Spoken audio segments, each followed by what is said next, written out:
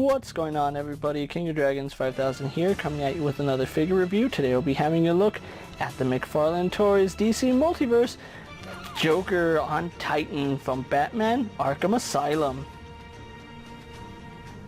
And so here we have Titan Joker posed and out of the packaging. Before we move on to the figure, let's actually take a look at his one and only accessory, which is a McFarlane display stand. Other than that, Titan Joker here does not come with any other accessories, so with that out of the way, let's move on to his details. And so here we have a closer look at Titan Joker, and I have to say McFarlane has done a pretty decent job with this figure. Now, I'm not going to say they did a great job with Titan Joker here, because there are some inaccuracies with this figure. It's not a perfect representation of how he looked in-game, but it's still a really nice looking figure. As far as the head goes, it's a very menacing looking head, and I do like the smile on it. It's a really cool looking Joker figure. I do like the mohawk, although I feel like the mohawk should be coming back a little bit further. But I absolutely love the grin on this figure. He looks very menacing, and I do like the fact that he is looking off to the side, so he is like glaring at you if you were looking on his right side. I think that's a really nice little addition. But unfortunately, it's not accurate to the game. His head, I think, is the right size. I know the DC Collectibles DC Direct one had an oversized head. This one has a head that I think fits the body proportion a little bit better. The only problem is his proportions are not accurate to the game, and it's not a bad look for the figure, okay? Don't get me wrong, it's a really cool looking Joker figure, but it's not accurate to the Titan Joker from Arkham Asylum. In Arkham Asylum, he had a much bigger, broader upper torso, kind of like Man-Bat. And this, he has a really slender torso. He's kind of hunched over. I think they did that just to get him in the packaging, but as you can see, he is kind of permanently slouched like that, which is a little bit unfortunate. But I do like the fact that he does have some detailing right here, where his muscles are just ripping and his skin is tearing. It looks really nice. I do like the glossy paint for there. But he's also missing some details. In-game, he actually had some ribs exposed right here, and as you can see in this figure, no ribs. We don't get any ribs coming out of his torso right here, which that's a kind of an upsetting little detail.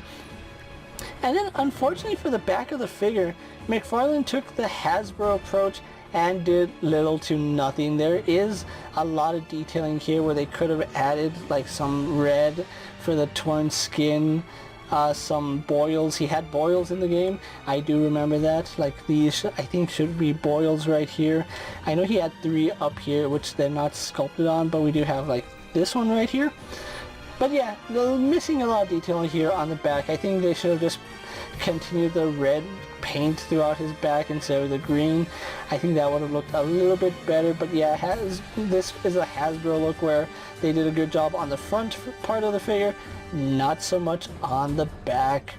Now, I do like his forearms right here. If we can get him in camera, you can see he does have his bones protruding out.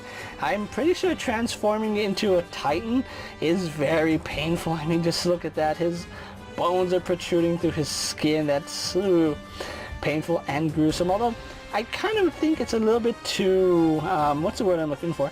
Mechanical. As you can see, it's just a straight line. I would have liked it to be a little more organic. But that's just me, to be quite honest. And then another inaccuracy, his nails. Though he did have long nails in the game, he had really, really long nails in the game. These are not as long as they should be. They should pretty much be down to his calf. And as you can see, the nails don't go to his calf. But yeah, it's still a pretty nice looking figure, but it's not accurate to the game, unfortunately. So we're going to continue on to the rest of the outfit, where you can see he is wearing his purple pants. I don't know what it is with hulking characters and purple pants. I do like the detailing here on his pants. He did a really good job with that. We have some tears and some rips in it, so that's cool. You can see the fabric is stretching out, which I like that. We have some more tears here. And then again, we don't have any paint on the back other than the wash that they added throughout his entire body. Most of the paint is saved for the front, where we have some more bones protruding through his skin. We have some more flesh and bones pretty much just ripping through his skin, which I think that's a really nice detail. I think the legs are perfect for this figure. He had really skinny legs. He almost looked like Johnny Bravo, and I think that's quite funny. But then we go onto his feet, and he has these monstrous looking feet, which I know some people don't like it, but he's basically a monster at this point. I don't think he would have normal size feet. If these feet bother you and the rest of the figure doesn't, I'm sorry, but that is a lazy excuse, to be quite honest. I do feel like they did miss a slight detail right here in his buckle. He's supposed to have like a, I believe it's a clown or his own face right here in the buckle.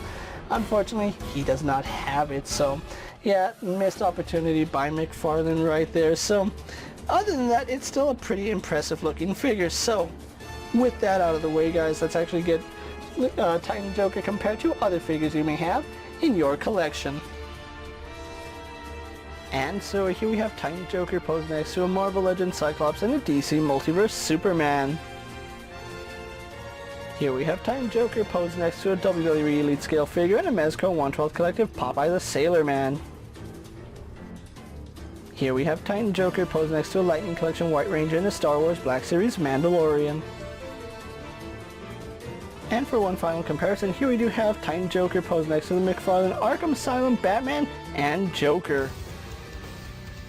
So with the comparisons out of the way, let's actually move on to Joker's articulation now. Titan Joker does have a double ball joint here in the neck, which does allow him to look up slightly, and it does let him look down quite a bit, and he does get head tilt, which does work.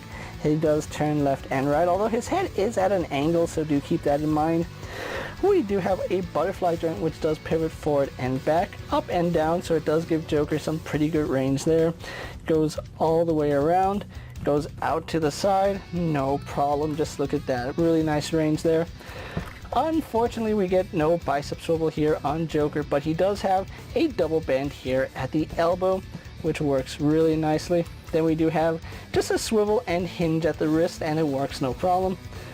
We do have a ball joint here at the torso. Now, unfortunately, he doesn't lean back, but he does lean forward quite a bit. That is some impressive range right there. Does turn at that joint, but they're really stiff. Then we have another joint here at his waist, which does allow him to lean forward a little bit more side to side and rotate. Legs do kick forward all the way, go back, out to the side, no problem. A little bit of a thigh swivel. Double bend here at the knee, kind of stiff, but it does work. We do have swivel here at the ankle. A hinge, which unfortunately it is a little bit loose, so being a top heavy figure, Joker is prone to he's prone to tipping over, but as you can see, it's not all the time when you have him balanced. It does work for what it is, so yeah, I do like that he has that hinge, and then it does have a forward facing pin for rocker ankle. And then finally we do have a toe hinge. So overall, Joker here has some pretty good articulation. So with that out of the way, guys, let's actually get Titan Joker posed for my final thoughts, and then we'll wrap up this review. And so here we have Titan Joker posed for my final thoughts, and overall McFarlane has done a pretty good job with this figure. Now, I'm not going to say it's 100% great. There are some issues that this figure does have, especially with his weak ankles. Being a very top heavy figure, this figure does have relatively weak ankles. Though they are ratcheted, they don't have strong enough ratchets to hold this figure up, which is a little bit concerning. Over time, this figure may give out entirely. As far as his design goes, it's a very loose interpretation of the Titan Joker from Arkham Asylum. There are some things that McFarlane took liberties with, and I'm pretty sure they did it just to fit the figure in the box and to make sure it wasn't too heavy. As far as the look of this figure goes, it looks impressive. I do like the overall aesthetic feel of this figure. It's very imposing, very menacing. Now, if you want to be 100% accurate, he is a little bit too small to be in scale with your Arkham Asylum figures from McFarlane. He actually needs to be at least 6 inches taller and maybe 3 inches wider to be perfectly in scale with your Arkham Asylum figures. Now, that would be an insane size for a figure, and I think they did a really good job and compromise with this figure. I think he could have had a broader torso, I think that would have been a little bit better, but overall, still pleased with this McFarlane Titan Joker. If you are looking for the Titan Joker, he is starting to hit stores at the time I'm making this video. I have seen him at Walmart, Targets. Haven't seen any mega figures at Walgreens, so maybe Walmart, Target, and online retailers are your best bet. I did get this Joker from Amazon, where it did run me about $35, which I did get him on a sale. Normally this figure will run you about $40 because that is the standard price for mega figs. I do appreciate the $35 price tag. I think he's well worth $35, seeing as how he doesn't come with any accessories. If you can get him on sale, I really do recommend you pick him up. Even if you can't get him on sale, definitely check this figure out.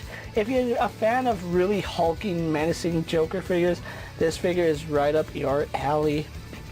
With that being said, guys, I'm KingofDragons 5000. Don't forget to like this video, leave a comment, subscribe to my channel. Go ahead and check out all my other action figure reviews as well as all my other DC Multiverse videos. Hopefully you find them informative. As always, if there's a figure you would like to see me review, let me know down in the comments, and if it fits in my collection, I'll gladly have a look at it. While you're at it, check out my Instagram account for new and exciting action figure videos and photos. And as always, ring that bell to be notified every time I upload a video. Until next time, guys, I'll see you later. Take care, everyone.